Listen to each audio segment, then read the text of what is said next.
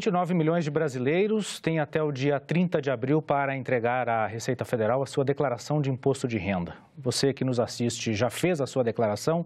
Tem dúvidas? Está tendo dificuldades? O que você acha da relação com a Receita Federal? Sobre esses assuntos, nós vamos conversar hoje aqui com o pesquisador do IPEA, Oswaldo Cândido Júnior, e com o supervisor nacional do Imposto de Renda, Joaquim Adir. Conosco também a jornalista Cíntia Sassi, do jornal e agência Senado. Este é o Cidadania e Integração. Vamos começar então com o Dr. Joaquim Adir. Como é que está como está o número de entregas de declarações do imposto de renda até este momento na Receita Federal? Bom, como todo ano, o contribuinte está sempre deixando para a última hora. Muita gente vai entregar nos últimos 10 dias, especialmente na última semana, é que é um número maior, a Receita chega a receber mais de 3 milhões de declarações no último dia. Então, este ano está muito parecido com os anteriores. De novo, o contribuinte está deixando para a última hora. A gente aproveita para essa alerta. Quem deixa para a última hora, às vezes não tem tempo de esclarecer as suas dúvidas, e de localizar documentos. Por isso é importante, não vamos deixar para a última hora. Existe uma perspectiva de atrasos maiores do que nos outros anos, que em uma faixa de 1 milhão de declarações ficam para depois do prazo. Para esse ano, a Receita trabalha com esse número ou existe uma expectativa maior disso? Na verdade, a Receita sempre espera que o contribuinte entregue no prazo. Esse é um desejo, até porque alerta bastante o contribuinte sobre as penalidades, tal. Mas tem ocorrido isso nos últimos anos. No ano passado, mais de 1 milhão deixou de entregar no prazo e certamente esse ano nós teremos um número, esperamos que seja menor, que o contribuinte não precise passar por esse constrangimento de ter depois que pagar multa pela não entrega da declaração no prazo. Nós temos dados aqui do crescimento das declarações ao longo de 2014, no comparativo, e 2017, 26 milhões, perto de 27 milhões em 2014, em 2017, 28 milhões e 500 mil. No entanto, o número de retenções na malha fina vem diminuindo. Há mudanças dos anos nas declarações, novas informações, eventuais mudanças no programa. A que se deve essa queda, apesar do aumento no número de declarações? Bom, a Receita tem trabalhado, especialmente nos últimos anos, eu já estou nesse programa desde 2002, a gente tem feito um esforço muito grande para cada vez dar mais transparência na declaração, facilidade no preenchimento. Então, essa etapa tem sido bem mais fácil para o contribuinte, Agora, por exemplo, nesses últimos 2 anos, ele já pode fazer a declaração em smartphone, tablet. Então, todos esses recursos fazem com que o contribuinte faça uma declaração de melhor qualidade. E um segundo aspecto que ajuda muito nisso, nessa redução em malha, que agora já no início de maio, depois que ele entregar a declaração, a Receita já aconselha que ele vá à página da Receita e consulte o extrato da sua declaração. Se ele tiver pendência, já estará indicado, e isso tem feito com que esse número de contribuintes em malha regularize a situação antes de ser considerado já em malha. Então, isso é um fator que tem contribuído muito para reduzir o número de contribuintes em malha. Mas, doutora Adir, uma das reclamações muito constantes é a dificuldade de você conseguir poder se explicar presencialmente junto à Receita. Quer dizer, você ir à Receita, conseguir ter acesso, porque você tem que ter senha, E hoje, inclusive, até tem uma denúncia séria que saiu até na matéria do Jornal do Senado, feita pelo Conselho Regional de Contabilidade. A Delegacia da Receita Federal já foi notificada de que está havendo, inclusive, comercialização de senhas. O que vocês estão fazendo em relação a isso? O que vocês têm alguma medida, algum procedimento, alguma coisa que possa facilitar esse acesso do cidadão? Bom, Uma coisa explica quando a gente olha aquele gráfico, né, o crescimento do número de declarantes. É um número muito grande de declarantes e um número muito grande para a Receita atender. A Receita disponibiliza todas as informações. Na hora da declaração, ela tem lá uma ajuda, tem perguntas e respostas para as coisas mais sofisticadas, ela procura dar toda a orientação, dar toda essa transparência depois da declaração entregue para ele consultar. E depois ainda, lá para janeiro, essa declaração que ele está entregando agora, lá para janeiro ele pode já tentar agendar nas delegacias, na unidade onde ele pertence, agendar para explicar. É claro que nós temos ainda contribuintes que não têm todo aquele conhecimento, não têm acesso à internet. Nós temos vários tipos de contribuintes, alguns até com condições, porque a maioria do contribuinte que tem que entregar a declaração ou pagar o imposto, ele tem acesso, mas muitos ainda não têm afinidade com o computador, então por isso há essa resistência, um número alto de contribuintes, pessoas que às vezes não procuram essa informação na forma de internet, por exemplo, na forma digital, para achar as soluções. A Receita tem aberto todos esses canais, mas repito, o número é grande, a Receita procura fazer. Agora, é lamentável essa informação de até vendas de 100. Isso é uma pena. A gente precisa realmente ver se esse é um fato, se ocorre, para tentar coibir esse tipo de coisa e trazer. Mas eu volto a dizer, o contribuinte tem vários caminhos antes de precisar ir na Receita Federal para resolver os problemas tanto de malha como de preenchimento de declaração. Essa dificuldade de acesso gerou aqui no Congresso Nacional propostas de mudança, uma delas o Código de Defesa do Contribuinte, que está em análise aqui no Senado e é relatado pelo senador Armando Monteiro e de autoria da senadora Cátia Abreu. Oswaldo, o que o Código, você que é pesquisador IPEC, está trabalhando nessa matéria, pode fazer para facilitar essa relação entre contribuinte e Receita? Porque muitas vezes a malha fina, ela pega um detalhezinho, mas muita gente reclama que esse detalhezinho acaba sendo difícil depois de retificar, depois do prazo. O que o Código pode ajudar a solucionar isso? Então, Jefferson, nós sabemos que o sistema tributário brasileiro é um dos mais complexos que existem no mundo, né? Além de nós termos uma carga tributária relativamente alta para o nosso nível de desenvolvimento, o sistema é muito complexo. E com relação ao imposto de renda, que eu até considero que seja um dos impostos que estejam mais próximo com relação às informações, do acesso do cidadão e esse tutorial de explicar as mudanças. Então, o Código prevê, por exemplo, que seja consolidada toda a legislação tributária anual e explicada de forma simples, clara e direta para o contribuinte. Esse é um dos comandos que esse código prevê. Além disso, ele também prevê a unificação de declarações, ou seja, você precisa não repetir as informações que muitas vezes, não ser só para o contribuinte pessoa física, mas para o contribuinte pessoa jurídica, é pedido várias vezes. Por exemplo, se o cara vai declarar para o ICMS, declarar para a Receita Federal, no caso da União. Então, existe, em muitos casos, duplicação de informações.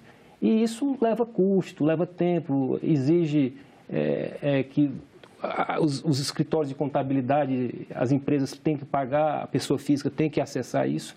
Então, de fato, a gente precisa melhorar mais o nosso sistema tributário em termos de uma relação mais amigável e mais simples com relação ao contribuinte. Mais transparente também, né? Claro, mais transparente. Cíntia, você sabe quanto é que você paga no preço do produto? Em termos de impostos? Não, isso é uma coisa que acho que tem até aquele instituto, né, que tem um certo interesse em poder mostrar, mas o contribuinte, o cidadão, ele não tem essa visão. Existe uma nota fiscal. Existe uma legislação que determina essa discriminação. Mas lá na nota vai aparecer o seguinte, valor aproximado. Porque nós temos uma carga tributária tão forte de impostos indiretos, ICMS, PIS/COFINS, IPI, que incidem sobre os produtos dos bens e serviços e que impede exatamente você saber realmente quanto é que você paga de imposto. Porque tem imposto que incide sobre imposto, é em cascata. Então, você está aí diante de um sistema tributário muito complexo, eu diria disfuncional.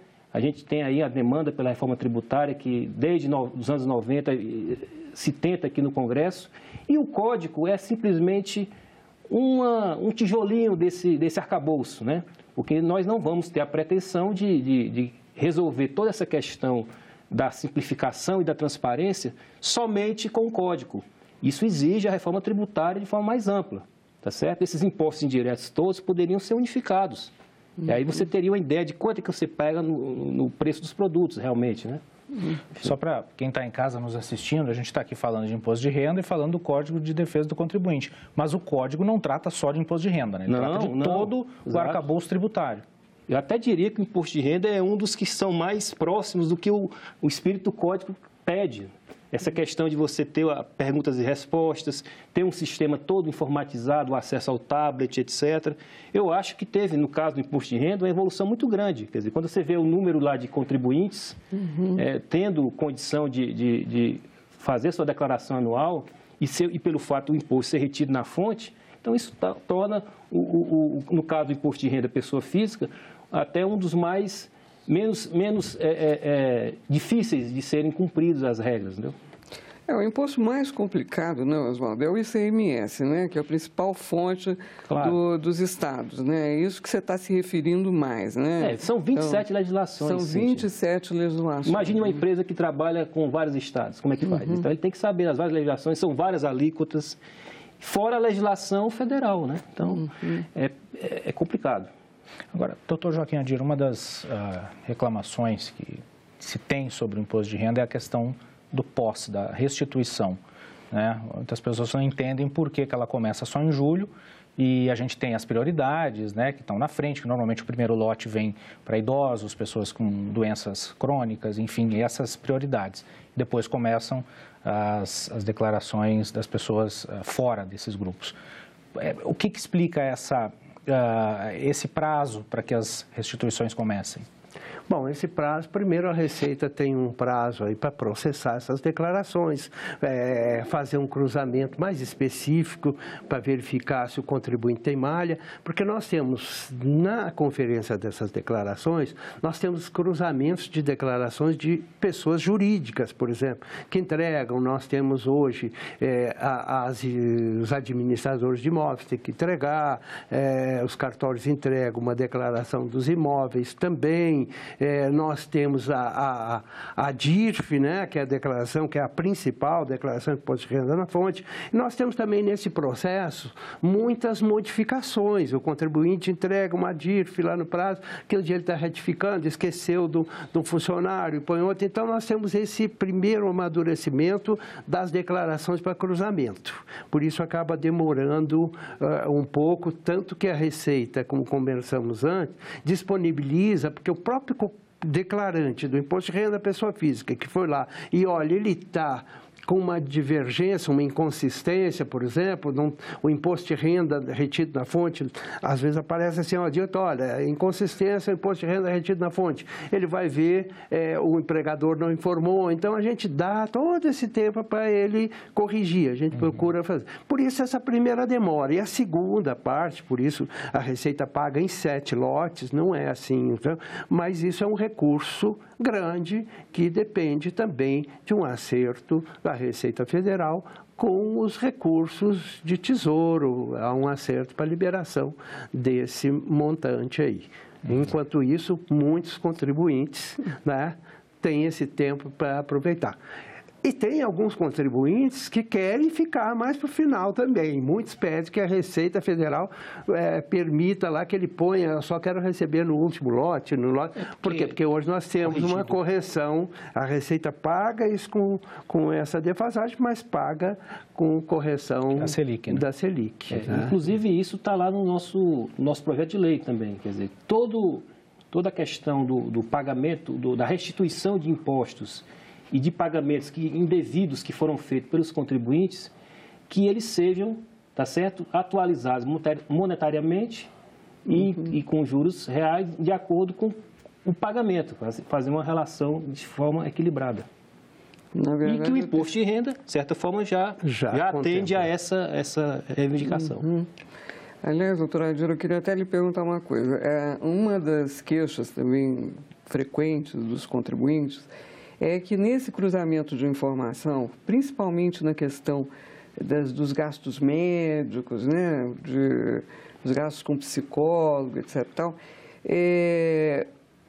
Normalmente, quando você foge ao padrão, foge ao perfil, né, das suas declarações durante um determinado período, nem sei qual é esse período que a Receita analisa, ele é retido na malha. O que acontece realmente? Você pode explicar isso? A verdade é o seguinte, nós já tivemos problemas bem mais sérios nessa parte de despesas médicas.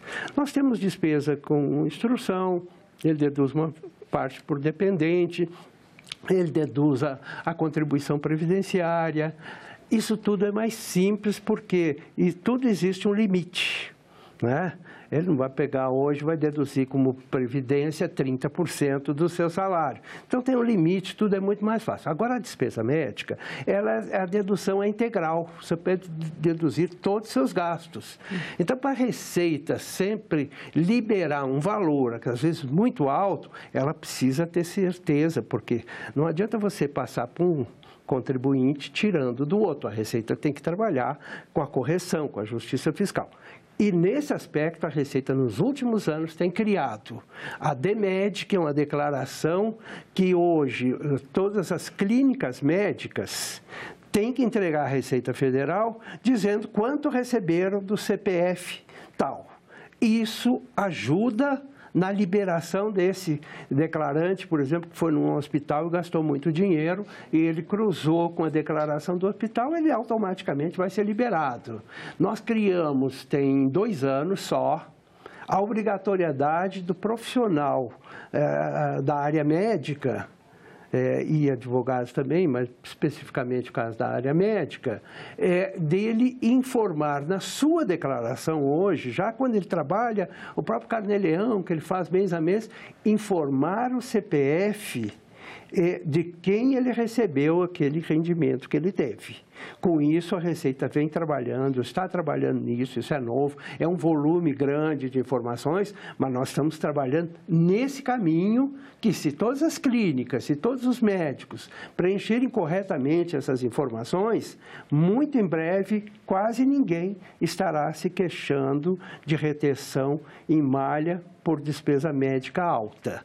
Então, a Receita tem trabalhado muito nesse sentido. É uma meta, a gente é um volume, como eu já falei no início, grande, e a gente tem trabalhado nesse sentido, inclusive com recursos sempre escassos, que hoje a Receita tem muita coisa para fazer, para oferecer todos esses programas ao contribuinte, tem um gasto só de mão de obra, porque você tem que dar uma qualidade nesses produtos que a Receita coloca, até porque a Receita tem sido pioneira, né, nessa informatização, né, quando começou já a declaração a fazer naquele disquete, tem sido pioneira e ela tem zelado por isso, para que quando isso seja pronto, ele esteja cada vez mais perfeito.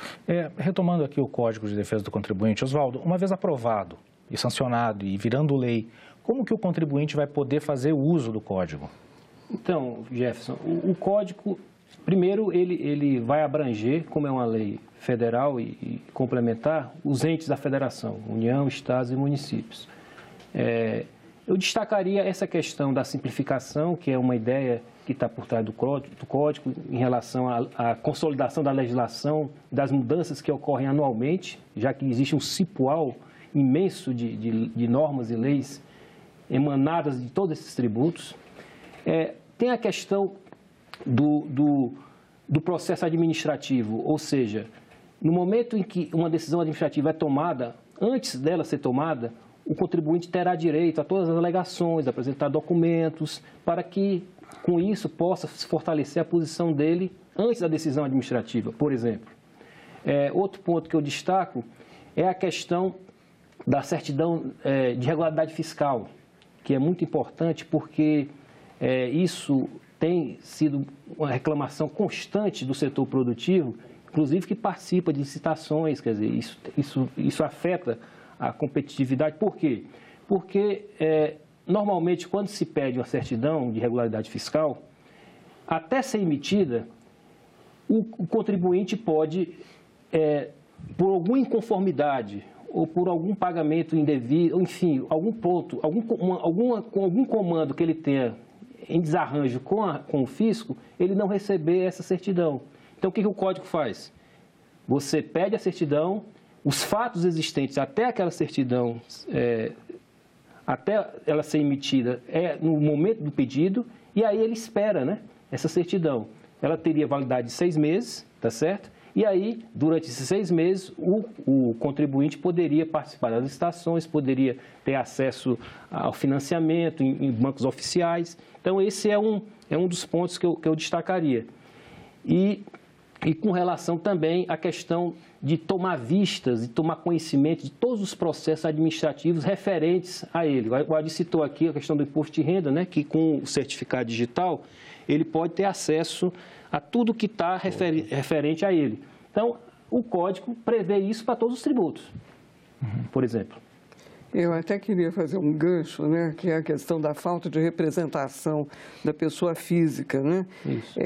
Hoje existe até uma emenda, né, que está sendo discutida, que foi apresentada pelo senador Chaves, né, Pedro Chaves. Pedro Chaves, que é de instituir o Conselho de Defesa do Contribuinte. Eu acho que você podia explicar um pouco isso, né, Oswaldo? O que é isso daí? Como é que esse conselho vai funcionar? Porque ele parece que é espelhado no Código de Defesa de São Paulo, né? Defesa de Contribuinte de São Paulo. Isso. Né? Aliás, é uma sugestão, inclusive, que veio dos contribuintes de lá, quer dizer, tentar exatamente criar esse CODECON, quer dizer, conselho que é formado de forma paritária entre contribuintes e representantes do governo e do fisco, né? E que teria lá uma série de representantes, por exemplo, do setor produtivo, as confederações CNI, CNC. Pelo lado do contribuinte pessoa física, eu destacaria o Conselho Federal de Contabilidade e até a própria OAB também poderia fazer esse papel em que você teria, por meio dessa instância, né, desse fórum, uma aproximação maior do contribuinte, representado aí pelas instituições, e o governo, para dirimir dúvidas, quer dizer, para evitar exatamente contencioso administrativo que vai bater lá no CARF, enfim, e até na Justiça. Existe um elevado grau de litígio hoje com relação a alguns tributos, como o PIS/COFINS é o maior deles. Então, a gente, pela questão da interpretação da legislação e da forma como isso poderia ser levado a esse conselho que se reuniria de forma periódica, você daria vazão àquilo que o Código estaria prevendo. Tá certo? Seria uma Ele forma... funciona bem em São Paulo? Qual é a informação que vocês têm lá? Não, funciona bem. Quer dizer, o conselho, pela sua representação, inclusive tem colocado a experiência de que isso tem sido proveitoso, exatamente para evitar contenciosos administrativos e até judiciais. Quer dizer, hoje também você tem vários estados, né, que já têm esse conselho, né? Na verdade, o que você não tem é uma legislação nacional. Exatamente. Né? Aliás, a questão do Código de Defesa do Contribuinte, nós temos os Estados Unidos, Itália e França, nós temos, na América Latina, nós temos o México, o Peru, tá certo? A Austrália, quer dizer, isso já tem uma base que se forma ao redor do mundo. Com relação aos estados, nós temos São Paulo, Goiás, Minas, Paraná, que têm códigos de defesa do contribuinte estaduais, que é justamente buscar uma relação mais equilibrada entre o fisco e o contribuinte. E o nosso código que está aqui tramitando no Senado, existe lá um capítulo de deveres do contribuinte, não é só a questão de direitos e garantias, né? Então, para exatamente a gente ter um sistema que seja mais equilibrado e mais justo do ponto de vista fiscal. Doutor Joaquim, como é que a Receita trabalha essa questão de equilíbrio da relação com o contribuinte? A Receita, pelo que a gente já conversou antes aqui, tem mostrado aí nessas nossas exposições que a Receita se preocupa muito com o contribuinte, principalmente em relação ao contribuinte, imposto de renda, pessoa física, fazendo programas, dando a transparência, o extrato, dando atendimento, o agendamento. A Receita tem procurado de todas as formas, tendo perguntas e respostas na página, tirando dúvidas de todas as formas. Inclusive, nesse período agora aí, eu particularmente fico sempre à disposição de rádios e tudo, para tirar essas dúvidas. A Receita tem uma preocupação muito grande em ter um tratamento especial ao contribuinte, inclusive nesse aspectos de atender melhor os idosos, os deficientes físicos, visuais, tem procurado de todas as formas atender, e tudo que for feito em benefício disso, a Receita estará pronta para participar e ajudar daquilo que alcançar a Receita. Você podia falar um pouco sobre a questão da certificação digital. Como é que o contribuinte, como é que o cidadão pode fazer hoje essa certificação digital? Ele pode obter essa certificação? Primeiro eu falaria dos benefícios, os benefícios que ele pode, inclusive, pegar toda a informação dele que tem com relação, por exemplo, nós temos uma declaração pré-preenchida, que ele com certificado digital, ele entra lá no programa e tem ali, aí ele vai adquirir, né? Vai ter o caminho para ele adquirir a declaração pré-preenchida, ou seja, as informações dos médicos que ele pagou e que já entregaram aquela declaração, a DEMED, que nós chamamos, né? Ele tem acesso a todas essas informações com certificado. Depois ele tem o extrato completo, inclusive cópia da declaração, se ele tiver um certificado digital, ele tira pela internet. Os ganhos para ele, dentro da Receita com certificado digital, estou falando de pessoa física, é importante. Como é que ele adquire isso? Hoje nós temos as certificadoras que fornecem certificado. Nós temos CertSign, Serpro, também correndo outros nomes, mas ele procura ali, por exemplo, quem vai correr isso, é muito simples. Ele vai entrar na internet, certificado digital, onde adquirir, como adquirir, e vai aparecer todos os caminhos para ele ali, porque ele tem que comparecer essa certificadora, porque isso é ele recebe um arquivinho que vai estar no computador, que ele vai colocar senha, que é chamado certificado. Então, é importante que ele procure ter o certificado para ter um número maior de informações da Receita Federal.